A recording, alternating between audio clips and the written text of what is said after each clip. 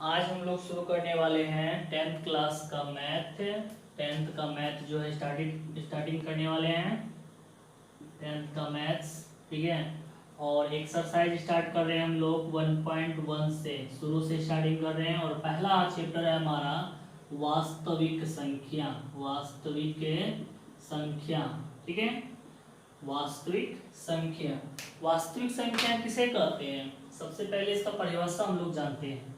तो वास्तविक संख्या हमारा क्या है कि ये दो प्रकार का होता है।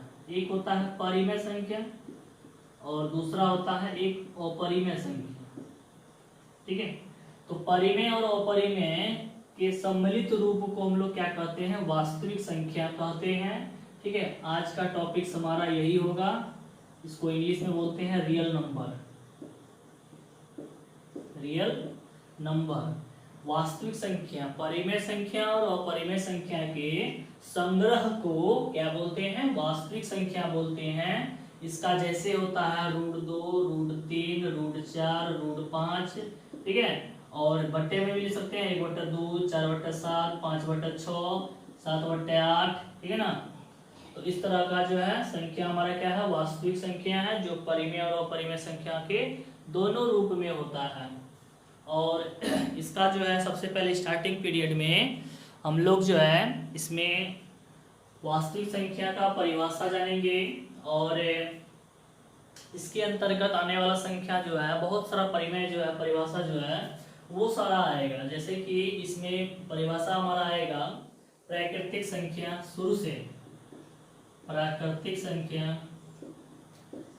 ठीक है, उसके बाद आ सकता है पूर्ण संख्या, पूर्ण संख्या। तो ये सभी जो है पूर्ण संख्या आता है, सम संख्या आता है, विषम संख्या आता है, भाज्य संख्या आता है, यौगिक संख्या। इस तरह का जो है बहुत सारा जो है परिभाषा हम लोग जो है आगे देखते हैं। सबसे पहले इस चैप्टर का जो है पहला जो हमारा पॉइंट है वो हमारा यूक्लिड विभाजन। यूक्लिड विभाजन प्रमेयिका किसे कहते हैं? यूक्लिड विभाजन प्रमेयिका, ये हमारा फॉर्मूला समझिए या थ्योरी समझिए, ये जो है हमारा। ठीक है, तो यूक्लिड विभाजन प्रमेयिका क्या कहता है कि दो धनात्मक पूर्णांक a और b दिए रहने पर ऐसी अद्वितीय पूर्ण संख्या q और r विद्यमान है कि a बराबर bq जोड़ r, जहां 0 से बड़ा या बराबर r b से छोटा होता है। और सबसे पहले इसमें जो यूक्लिड विभाजन प्रमेयिका जो है ये हमारा भाग पर जो है रिलेटेड होता है। जैसे कि हम लोग भाग बनाते हैं, 9 है, इसको 2 से जब हम लोग भाग देते थे तो इसको कितना बार में देंगे? 4 बार में। कितना होगा? 8। इसको घटाएंगे कितना बचेगा? 1। तो जिससे हम लोग भाग देते हैं उसको क्या बोलते हैं? भाजक। जो हमारा बीच में होता था जिसमें भाग देते थे उसको क्या बोलते हैं? भाज्य। और जो फल बचता था वो क्या होता था? भाग फल। और नीचे हमारा हो गया शेष फल। ठीक है, शेष फल। अब हम लोग 10th में जानेंगे, ये भाज्य को हम लोग a बोलते हैं, भाजक को b बोलते हैं, भागफल को q और शेषफल को r बोलते हैं। यही सूत्र जो है पहले हम लोग जान रहे थे, बचपन में सिखाया गया था कि भाज्य बराबर होता है, भाज्य बराबर भाजक गुना भागफल जोड़ शेषफल। ठीक है, और अभी जो हम लोग जानेंगे a बराबर b q, मतलब b गुना q किया हुआ है, जोड़ r। भाज्य बराबर हो गया भाजक गुना भागफल जोड़ शेषफल।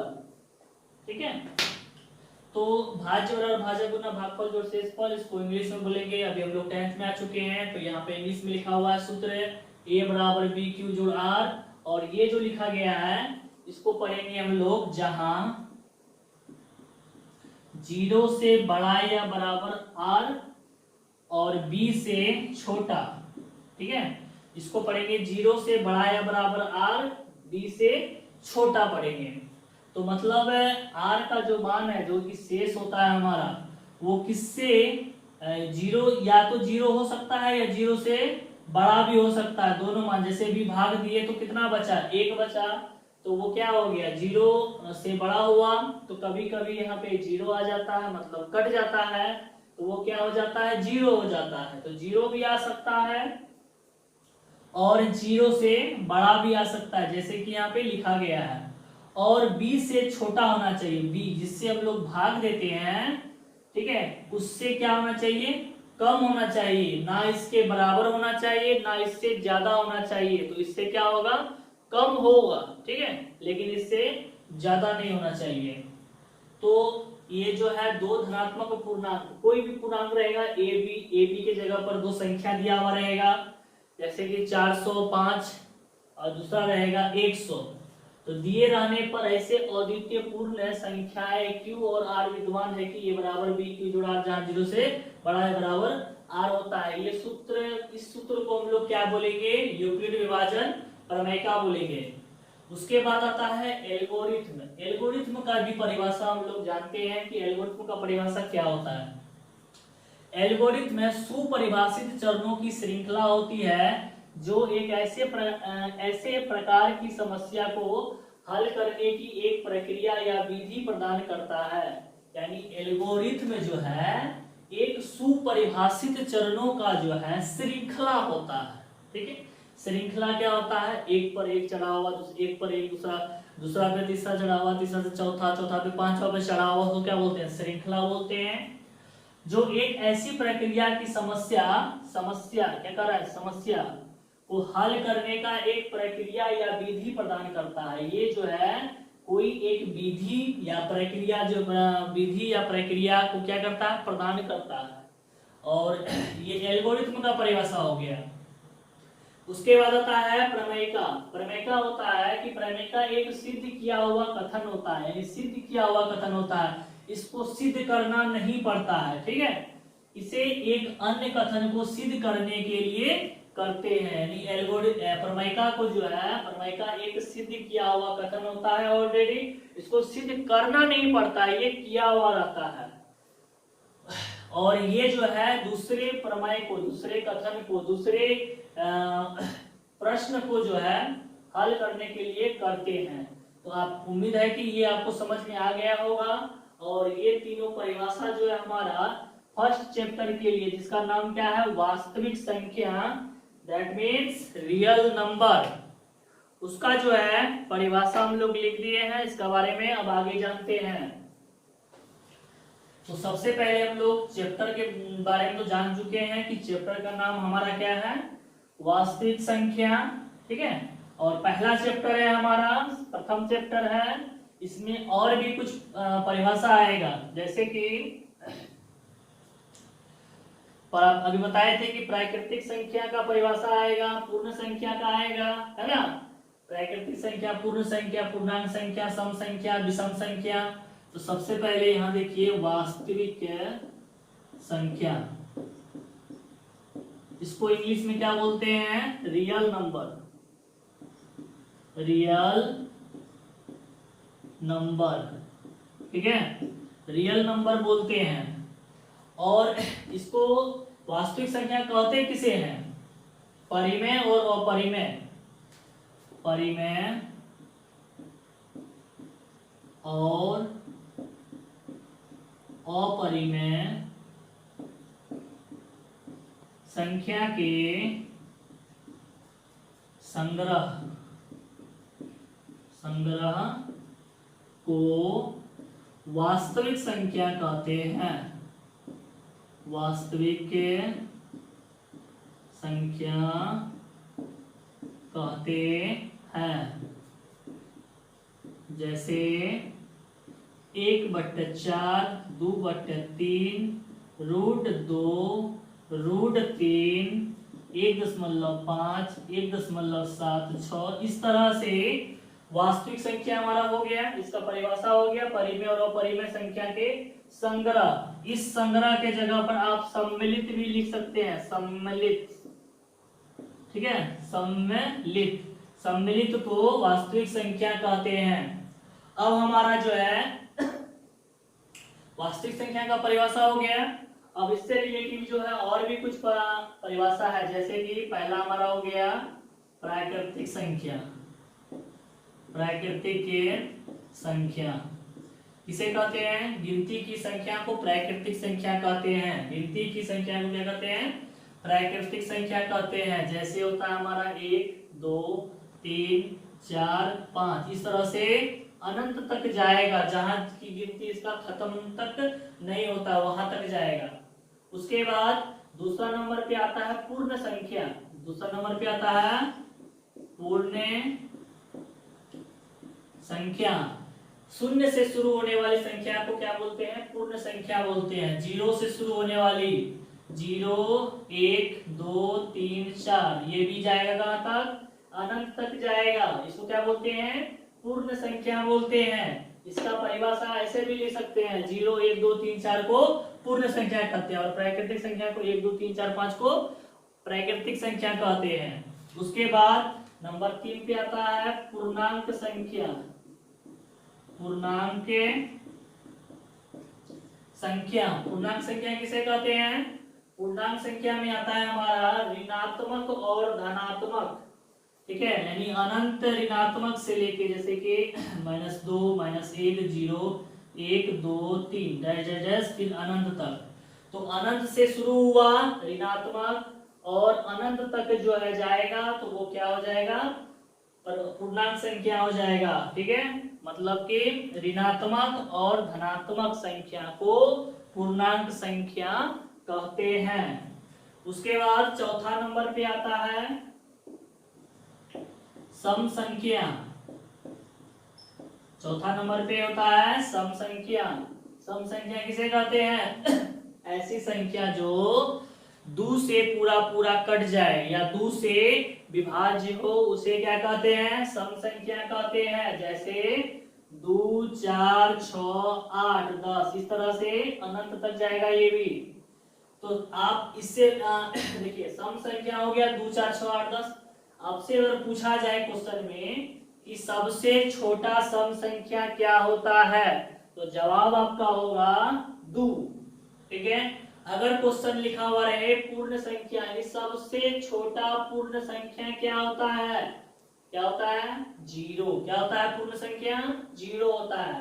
प्राकृतिक संख्या, सबसे छोटा प्राकृतिक संख्या क्या होता है? 1 होता है, क्योंकि बड़ा तो हो नहीं सकता है। बड़ा तो क्या, जितना लिखा जाए वो उतना तक जाएगा।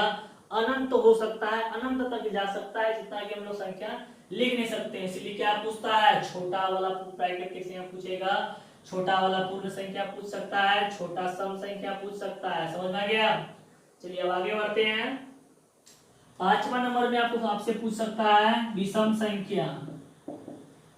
विषम संख्या ऐसी संख्या जो 2 से पूरा पूरा ना कटे, उसे विषम संख्या कहते हैं। जैसे 1 3 5 7 9, इस तरह से ये भी अनंत तक जाएगा। तो सबसे छोटा विषम संख्या क्या है? 1 है। 3 के भक में मत रहना, ठीक है ना। अब आगे चलिए, 6ठा नंबर पे है अभाज्य संख्या। अभाज्य संख्या किसे कहते हैं? ऐसी संख्या जो 1 या स्वयं से कटे, उसे अभाज्य संख्या कहते हैं। तो जैसे में हो गया 2 3 5 7 11 13, ये जो संख्या है 2 3 5 7 11 13, ये संख्या या तो 1 से कटेगा या खुद स्वयं से कटेगा। जैसे 13 को ले लीजिए, 13 जो है 1 से कटेगा 13 बार में, या 13 खुद से कटेगा, 13 13 एकम 13, और बाकी किसी से नहीं कटता है। तो ये क्या हो गया? अभाज्य संख्या हो गया। अब चलिए 7वां नंबर पे यौगिक संख्या होता है। यौगिक संख्या, यौगिक संख्या किसे कहते हैं? ऐसी संख्या जो 1 या स्वयं के अलावा किसी अन्य संख्या से भी कट जाए। ऐसी संख्या जो 1 या स्वयं के अलावा किसी अन्य संख्या से कट जाता हो, उसे क्या बोलते हैं? यौगिक संख्या बोलते हैं। जैसे में हो गया 4, 6, उसके बाद 8 9 10। ये जो संख्या है ये एक से भी कटता है, स्वयं से भी कटता है, और एक और स्वयं को छोड़ करके किसी और संख्या से भी कटता है। जैसे कि 4 हमारा एक से कटता है, 2 से भी कटता है, 2 दूनी 4, 4 खुद जो है एक बार में कटता है, 4 एकम 4। 6 ले लीजिए, 6 जो है एक से कटता है, 2 से कटता है, 3 से कटता है, और 6 खुद से भी कटता है, इसलिए क्या हो गया, यौगिक संख्या हो गया। तो इसमें आपको ऑब्जेक्टिव पूछेगा अभाज्य संख्या वाला में कि सबसे छोटा अभाज्य संख्या कौन सा है, 2।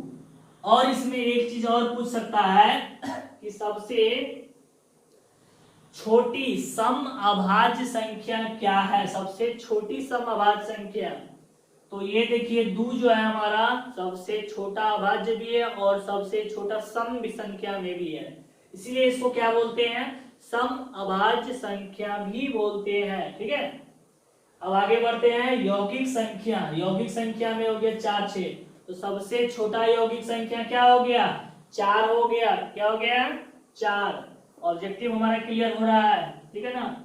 वीडियो अच्छा लगे सब्सक्राइब करें, लाइक करें और अपने दोस्तों के साथ शेयर भी करें। अब आगे बढ़ते हैं। हमारा जो है अगला जो होगा परिभाषा वो होगा परिमेय संख्या। ठीक है, परिमेय संख्या। परिमेय संख्या किसे कहते हैं, ऐसी संख्या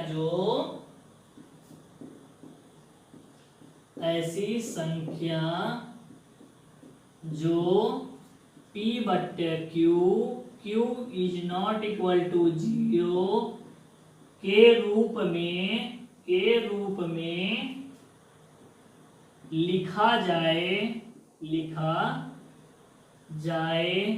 उसे क्या बोलते हैं, परिमेय संख्या बोलते हैं। ठीक है, उसे क्या कहते हैं, परिमेय संख्या कहते हैं।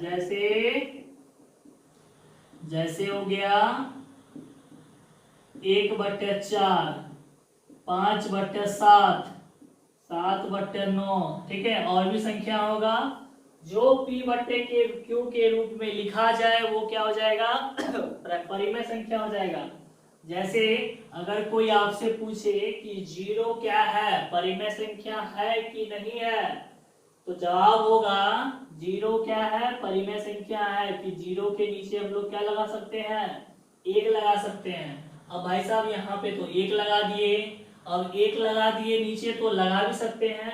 और यहाँ पर जो है यहाँ पे कुछ लिखा हुआ है, क्या लिखा हुआ है, Q is not equal to 0, अर्थात Q बराबर नहीं हो 0। जैसे ये है P, ये क्या है Q, तो Q कौन सा है, नीचे है ना, मतलब कि नीचे वाला जो मान होना चाहिए वो 0 नहीं होना चाहिए, ऊपर हमारा 0 हो सकता है। इसलिए इस पर बड़ी गौर से देखिए। अब मान के चलिए कि कोई भी संख्या अगर 3/0 लिखा हुआ है और आपसे पूछे कि क्या 3/0 परिमेय संख्या है कि नहीं है, तो जवाब होगा कि ये परिमेय संख्या नहीं है। ठीक है, और ये क्या है 0/1 परिमेय संख्या है।